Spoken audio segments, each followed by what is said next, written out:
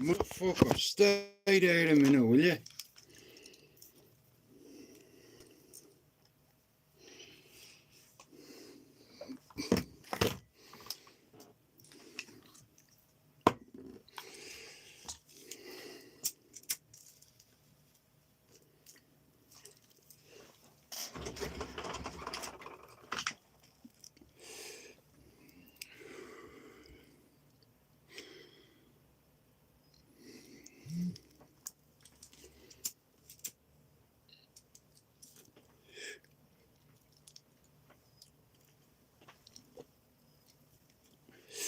Good afternoon. I'm not here for long. I'm just trying to get Ricky a few subs, guys. If you're not sub to Ricky Boy 195, can you go over and do it? He knows a lot about addiction, recovery, mental health. He's Scottish. He's got a good channel there, a good story.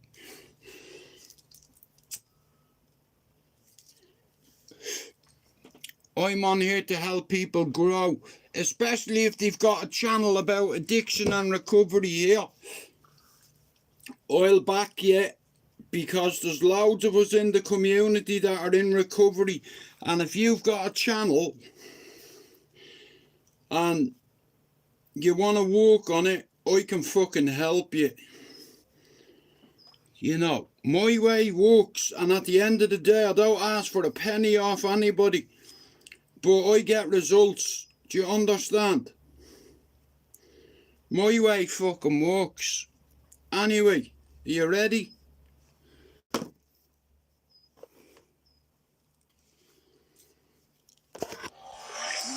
Confidence isn't given, it's earned. With a combination of agile performance, iconic style, and a drive.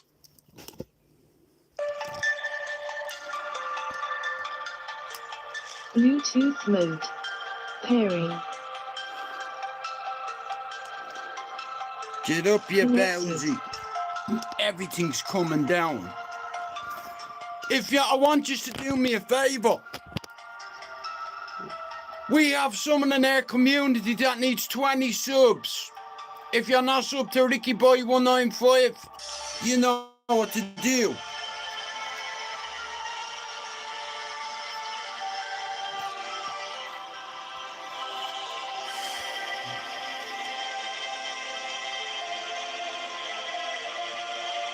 Power off.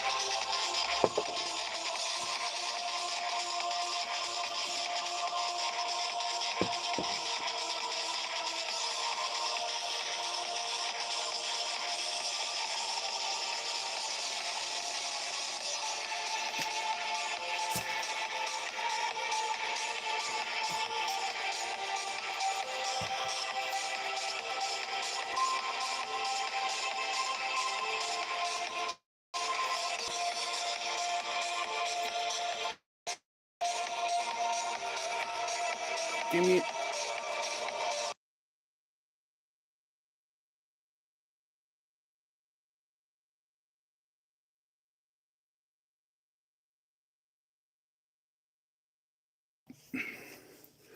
Sorry about that. So be it.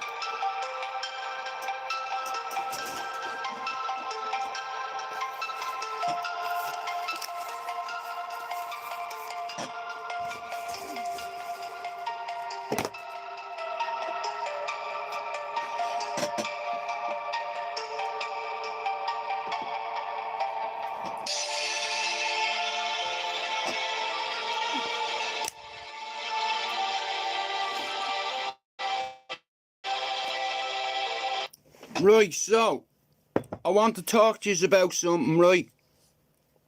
Nobody on YouTube gives a bollocks about you, right? I care. And I prove that by pausing me channel's monetization. I could be making money off YouTube, but I've seen something bigger than that. You know, I'm an ex-drug addict. I'm an ex-smackhead. I'm an ex-crackhead. I'm an ex-tablet popping motherfucker. I started taking solvents and Tipex tinners and gas when I was about between 8 and 10. And that led to petrol, cigarettes, hash, LSD, ecstasy, heroin. Then heroin led to cocaine. And then cocaine led to both of them. You know, I used to love drugs, but they kill you slowly without you realising it. And at the end of the day, if I see and I know somebody that has a good story, now, you have Francie, you have Finn, you have Fable's channel, and Ricky is in there. He's only on 29, 30 subs and he needs another 20. Now, the reason why I'm trying to get Ricky to 50 subs is he knows a lot about addiction, recovery, relapse, mental health. And in Scotland, the amount of people that have died from heroin overdoses, from pre-gambling overdoses, the same in Northern Ireland. And Ricky is Scottish, do you understand? And he's got a lot of knowledge about opioid addiction. And I'm going to help him get to 50 subs because he's going to help this community and he's going to help people in it. Just like Francie will and Finn will. You know, like I said, my way works whether you like it or not. I get results. It was never about the money. Fuck the money. I did this for love and honour.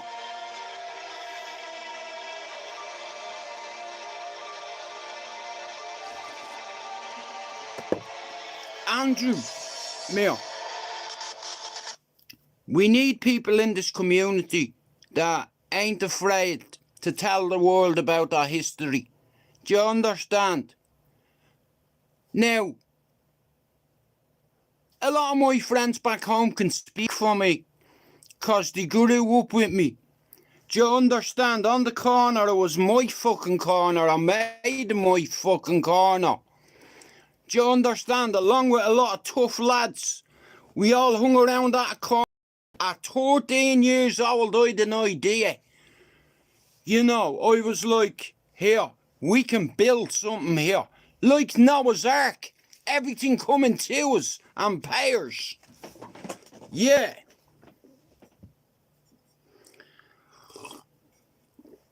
Well, Andrew, I've done them all. You know, it's like, I be honest with you, Andrew. When I was a kid, I used to have dreams. Me little brother coming to me on fire, screaming my name and telling me to open the door. And every time I try open the door, bro, I get blown back onto that balcony.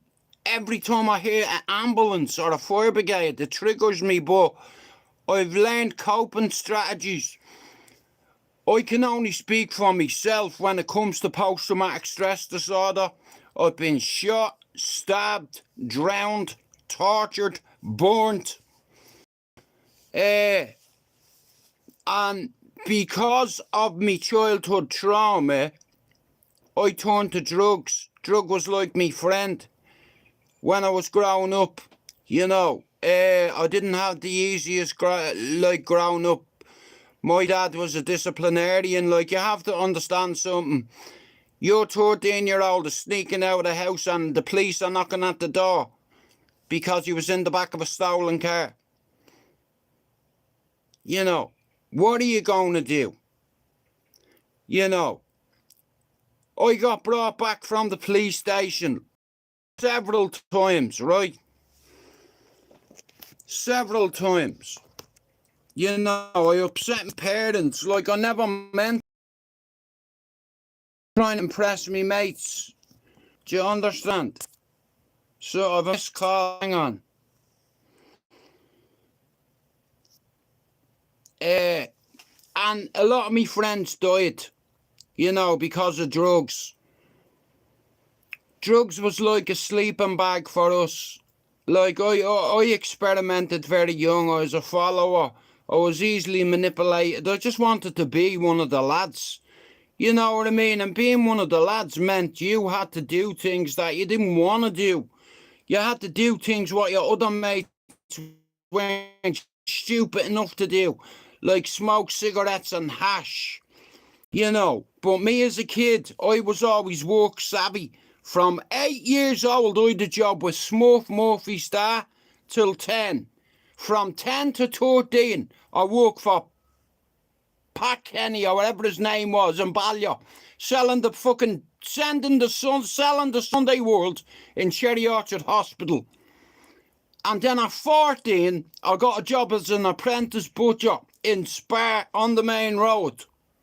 I learned how to cut. I learned how to use slicing machines, dicing machines, bandsaws. I learned how to present the window, the display. You know, what the grass things you put in. And then your silver trays, everything immaculate. From 14 to 15, I was offered a job, allegedly, in a nightclub where I would have working for free. I'd have doing it for nothing. You know why? All me mates were there. You know, but what I didn't realise was the geezer who owned the facility was being threatened by a big family, allegedly, in the city centre. You can't just roll up, open up a nightclub and not expect the people in power to notice. So the nightclub was put on notice and somebody put their hands on somebody and caused a lot of trouble. You know, he was a right little bastard. He was always at it, like, you know what I mean? So I'll take the blame for that. Anybody who went to the Asylum nightclub knows this. A certain fella belonged to a certain family, got punched in the face, and all his stuff was taken off him, and his head was stuck in a toilet and flushed. And I'll tell you what his nickname was. Rocket. Now, allegedly, this guy is a somebody. Now, the rules in this nightclub at the time was, listen, you fucking aren't allowed selling here. Ballyfermot owns this nightclub. There's only 2 people in this club that has that privilege. I was one of them, and another fella that I palled around with, that everyone knows.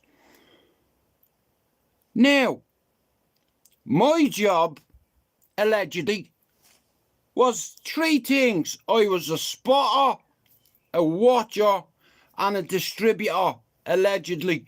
I was 15 years old, so if I had getting nicked, it wouldn't have been, do you understand? But this particular night, this group of individuals come into the Asylum nightclub at about 11 o'clock at night. I'm on the dance floor. Gibbos across from me were having a dance on the nightclub on the floor. We've sold nearly all our stuff, right? So we're happy. Our boss is happy. We brought in a bundle of cash. Next of all, this guy comes over to me and he goes, Jude. He didn't call me by name. He come over and he said, here, mate, have you got any, or do you want any yolks? Now, back then, yolks was ecstasy, right? He come over to me and said, here, mate, do you want to buy any yolks? I know this cunt isn't from Ballyfermot and he's not part of our crew or clique, right? So, I went straight into fucking detective mode. I was like, many of you got? He said, many do you want? So I had a pocket full of cash. I took me money out. I'm like this. I said, mate, come on, me go in the toilet. I turned and I looked at a certain person. That certain person got 3 other individuals. Followed me in the toilet, yeah? I said, there you go, bro. I'll have 5 off you. There's £100. He said, I want 120. Me mate come in and said, how about this? I want everything you have in your pockets. Everything. You see all that gold around your neck? You better take that off. You see all your money? I'm going to take it. And there's not a thing you're going to do. Except for tell the person, whoever sent you, the next person you send here, the same thing will happen. Now, what I didn't know, I wouldn't have punched him in the face if I had known who his uncle was. Eric Hutch, allegedly. Rest in peace. Rocket. You weren't much of a rocket that night when you got the 1-2. Boom. But anyway, I respect the fella. Rest in peace to him. But at the time, what happened was there was a rule in this nightclub, right? And all the people from my area were the only people allowed to distribute anything in this nightclub. And if you were found selling in this nightclub, your merchandise was getting taken, your money was getting taken, and you were going out the back door. Do you hear what I'm saying? Head flushed in the toilet. Get out. Now go and tell whoever sent you, send more, because we'll keep taking it off you. So, I'm in the bathroom having a piss Saturday night, about 12:30 in the morning, the AM. I hear a commotion. I goes outside. 2 people have fucking weapons in their hands, pointing them at each other. You know what I mean? Next of all, one was pointed at me, and I got smacked out of someone's hand by an individual with initials HH. It's like, you know, it's like I didn't realise I was a 15-year-old kid. I didn't know nothing about racketeering or nightclubs or Dublin gangland and all that shit. You know, I was a kid and I was handpicked by this fella. Handpicked. Out of all me mates, handpicked. For a reason, because I could have a go, and yeah, I was smart. Well, not that fucking smart, was I? But I got the attention of all me peers, and they respected me. I was a 15-year-old kid around grown men. You know, learning from them. You know, it's like, and for the first time in my life, I felt like connected, and do you understand? I was learning the life, because that's what I thought my life was going to be a crook all my life. You know, it's easy to sell drugs, and it's easy to shoot somebody if they rob you. Is all I can say, I think. Now, A rational man would never do that, but I walked into a house, a flat in Sheriff Street, and there could have been 5 men in there. They could have killed me dead in there, disarming me, taking everything I had, which wasn't anything, because I only brought a couple of yokes with me. But this geezer robbed me for £80, and I went to his flat the next day, and I'm not going to lie, he frightened the bollocks out of me. How are you, Ricky? I'm just saying, yeah, guys, I've made a couple of shots. You see Ricky boy there? Ricky, I spelt your name wrong. I need to change it. When I end this live, I'll make a different one. I have R-I-C-K, Ricky boy, B-O-Y. Guys, do me a favour. I'm after putting the wrong one out. I'll fucking... Here. Hang on, bro. Let me... 1 sec here. Hang on.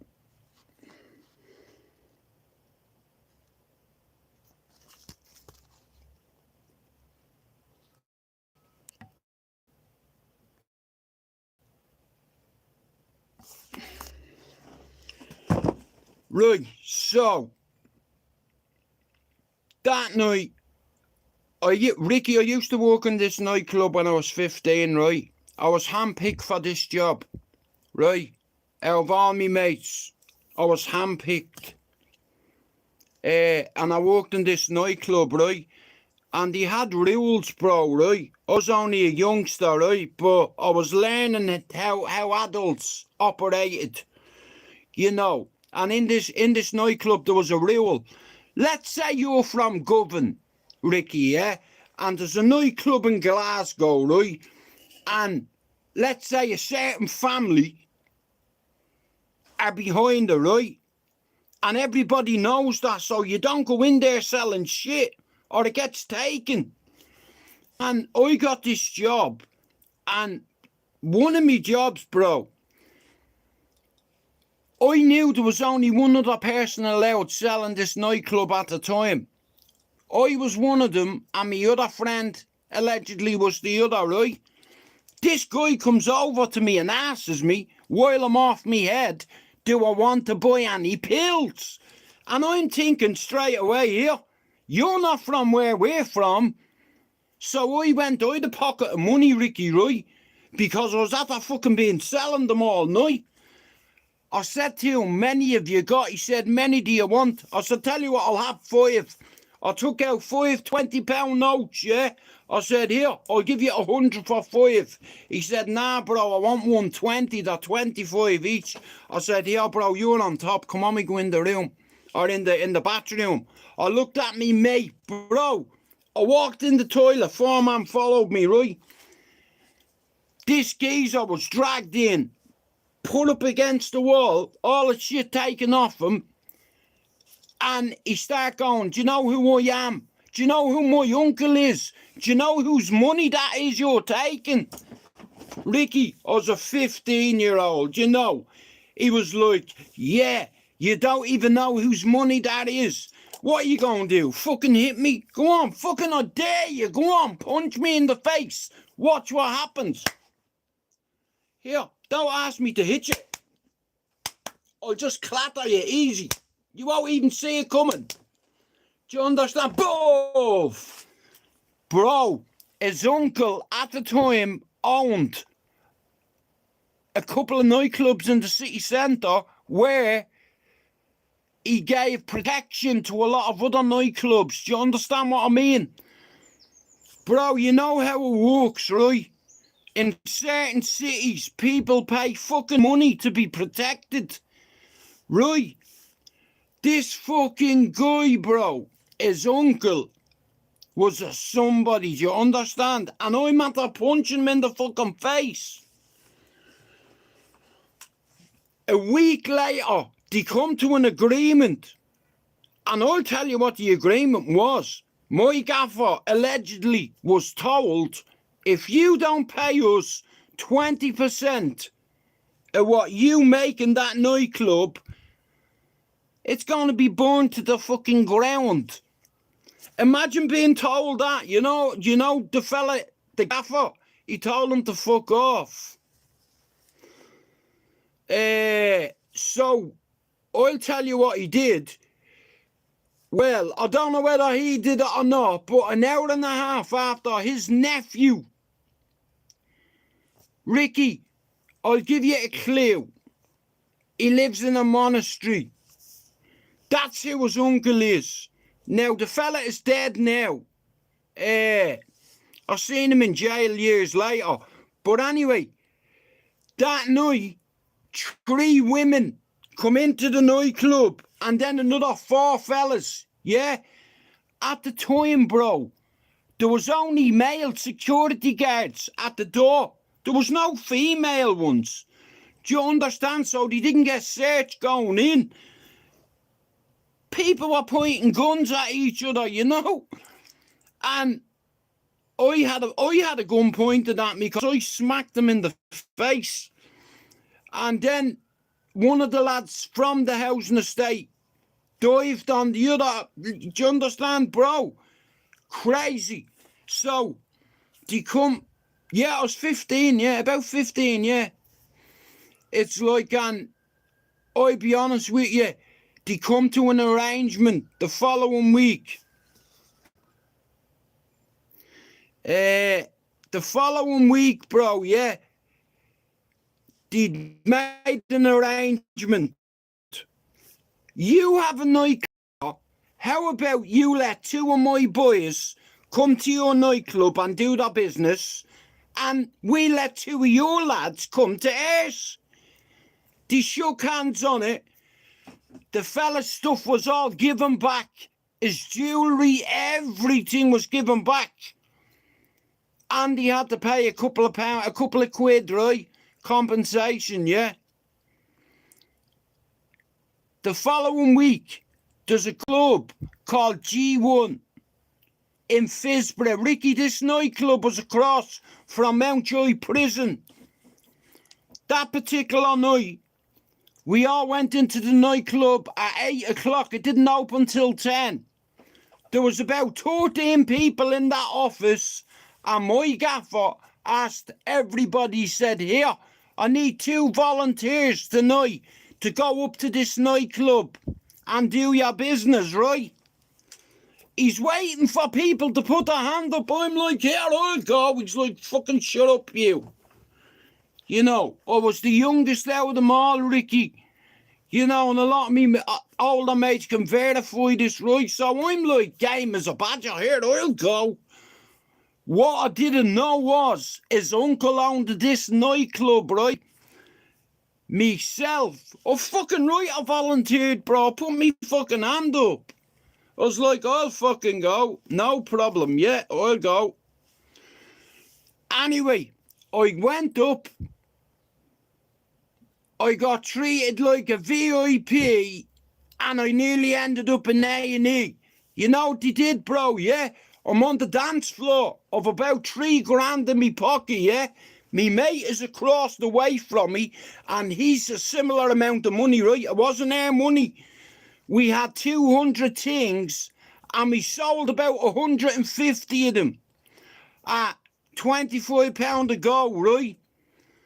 This geezer comes over and taps me on the shoulder, and he goes, here, Jude, have you any yolks? I was like, I don't know what you're on about. He said, do you not remember me? No. I said, no, I think I'd remember your fucking face. He said, mate, do you not remember smacking me in the face last week and taking all my stuff on me? Oh, you hear him, bro? He dived on me. I got dragged up the dance floor. They kicked me all the way across the dance floor, bashed me, took all my money. 1993, Ricky. No, it wasn't 93. It was way before 93. Before I come back at Mountjoy, that was 6 years later. I'm trying to think what year it opened. It's like, but they bashed me. They took all my money. I went back to the nightclub, bro. They split me eye, me nose, me lip was all fucking scarred here over me eye here, bro. they fucked me up, you know. But I went back to the nightclub, and you know what, bro? I was the youngest out of all them. And when they see me face, that was it. 4 taxis with fucking 4 men in each one went up. But anyway, listen, I'm going to bounce. I'll finish this story later. Guys, can you do me a big favour? You see Ricky Boy 195 in there. He's from Scotland, yeah? And he's got a lot of fucking knowledge about addiction, about opiates, about benzos. I'm sure Ricky's lost a lot of friends to drugs like me, but I know he can have a great channel talking about addiction and recovery. Like, a lot of people give us ex-addicts a hard time because we're still in recovery, but it's all right for you to go out and have 12 points the fucking weekend and loads of shit up your nostril, and then you have the bollocks to give me shit and fellow ex-addicts. The best way to silence them all is to piss in a bottle, mate. But, guys, again, if you're sub to my channel, right, you know I like to help other channels, right, if they have substance. And Ricky's channel, it's not easy to talk about your past, you know, but myself, Finn, Francie, Ricky, Mousy, Pablo, we're all a network with each other, and we support each other in this community. Ricky, I've helped about 15 channels. People like us, that other people look down on us and think they're better than us. They're not fucking better at all, bro. Hey, a lot of them are cowards. They haven't got your courage. They haven't got my courage. They haven't got Finn's courage, or Francie's, or Pablo's. You know, I'm straight down the line, bro. I don't act the bollocks. I'm a grown man. In our community, everybody already called somebody out. You see that shadow boxer, afraid of his own shadow? Ricky, mammy, I'd hurt him. Bro, one hand. I wouldn't use me left. I'd just jab him. You know, I'd grab his mate Mickey. Bove, he's gone. That's you gone. Hello? 1 second. Shut up, you. I'd pick him up, bro. Do you understand? I'd bounce him. But I'm not here to do that, bro. Listen to me. Ricky, make as many fucking shorts as you can and title them. Do you understand? It's like, cause you're from Scotland, bro, and up in Scotland, the amount of people that have died from them jellies injecting them years ago, bro, you fucking know this story, and tell it on your channel, and you will hit 50 subs. Give me a week, and I guarantee you, you'll be able to go live. Guys, I ain't gonna go, but I need you to do me a big favour, right? There's a lot of people in this fucking community that are ex-addicts. There's a lot of people in the community that are looking for help and advice because they're afraid to talk about their problems. But listen to me, holding all that shit in, it's not good for you. Talking about it, dialogue, engage in conversation. I've had 93 psychiatric evaluations. I've got complex PTSD, psychosis, survivor's guilt. I'm an ex-heroin addict, cocaine addict, crack addict. Nowadays, hey, I had a piss test a few weeks ago, and have a guess what? Yeah, we had 4 of them. Me phone's gonna fucking die, so I'm gonna end live. But go give Rick up, and I'll see you later.